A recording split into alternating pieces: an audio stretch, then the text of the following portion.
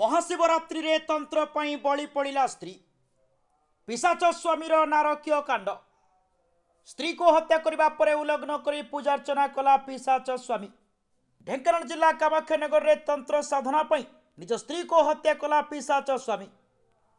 एभली घटना ढेंकानाल जिला पर्जंग थाना आंबपड़ा से गाँव में घटी। स्त्री को हत्या करने पर उल्लग्न कर जंगल मध्य थिबा पीठरे पूजार्चना कला पिशाच स्वामी।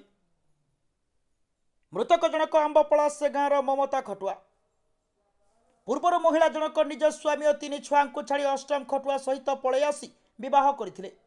एने हत्याकांडर कारण अस्पष्ट रही बेले पारिवारिक जीवन में प्रतिदिन कलह लगी रोथिबारु एपरि कांड घटिथिबा पुलिस संदेह करुछि।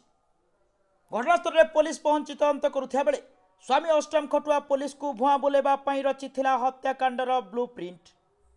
एने पिशाच स्वामी अष्टम खटुआ पर्जंग पुलिस द्वारा अटक रही। तेबे महाशिवरात्रि रे तंत्र साधन पर हत्या करथिबा संदेह करा जाउछि। अन्यपटे स्वामी अष्टम खटुआ समस्त अभियोग को खंडन करथिया बेले स्त्री ममता देहरे अनेक क्षत चिन्ह रही। वर्तमान पुलिस अधिक तदंत जारी रही।